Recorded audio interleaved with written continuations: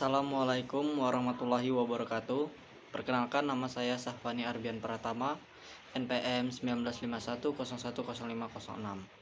Kelas G, semester 5, Prodi Ekonomi Syariah.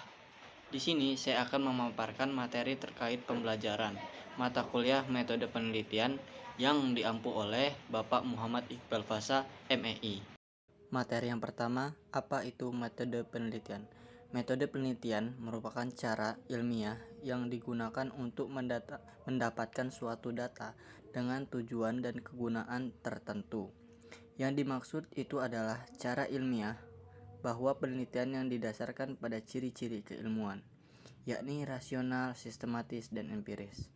Rasional berarti kegiatan penelitian yang dilakukan masuk akal, sehingga dapat dijangkau dan dicerna oleh penalaran manusia. Yang kedua, empiris, berarti langkah yang dilakukan itu dapat diamati oleh indera manusia, sehingga orang lain dapat mengamati dan mengetahui cara atau langkah-langkah yang digunakan tersebut. Yang terakhir, sistematis, berarti proses yang digunakan dalam penelitian menggunakan langkah-langkah tertentu yang bersifat logis.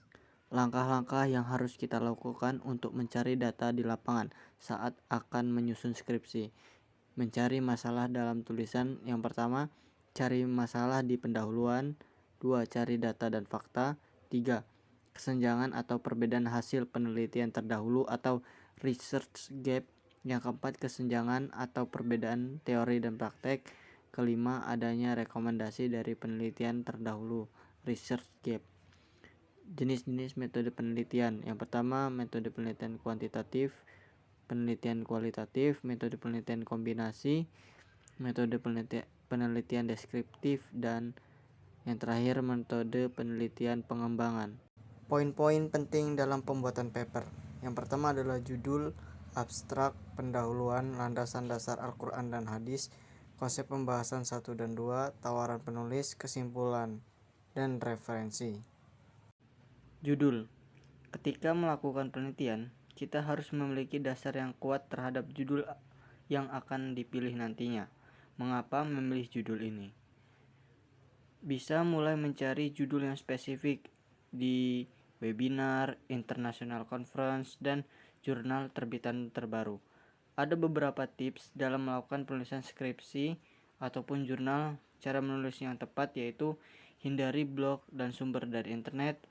Setiap paragraf minimal 1 referensi yang dirujuk, hindari plagiarisme, dan kita mengakui bahwa kita merujuk pada karya seseorang. Abstrak. Abstrak adalah sebuah kesimpulan dari pembahasan yang ditulis secara singkat berupa tujuan penulisan, latar belakang, metode penelitian, dan hasil. Dalam abstrak biasanya sudah terkandung inti murni dari pembahasan yang ada dalam dokumen. Tidak ada pembahasan, tafsiran, opini, dan interpretasi lain dalam penulisan abstrak. Abstrak biasanya ditemukan pada karya ilmiah. Urutan struktur dalam penulisan karya ilmiah abstrak ini, jika di skripsi 1 halaman, jika di paper 250 hingga 300 kata. Selanjutnya, pendahuluan. Pendahuluan merupakan langkah awal dalam melakukan penelitian. Bab ini berisikan pendahuluan yang terdiri dari latar belakang, tujuan penelitian, rumusan masalah, batasan masalah, dan sistematika penulisan. Latar belakang masalah merupakan informasi yang tersusun sistematis yang berkenaan dengan fenomena dan masalah problematik yang menarik untuk diteliti. Masalah terjadi saat harapan ideal akan sesuatu hal tidak akan sama dengan realita yang terjadi. Tidak semua masalah adalah fenomena dan menarik.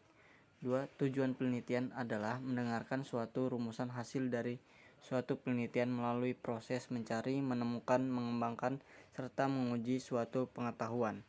Selain itu, penelitian digunakan untuk memecahkan atau menyelesaikan suatu permasalahan yang ada. 3. Rumusan masalah adalah tulisan singkat yang berisi pertanyaan tentang topik yang diangkat oleh penulis. Jadi rumusan masalah membuat pertanyaan yang hendak dijawab oleh penulis melalui karya tulis ilmiahnya.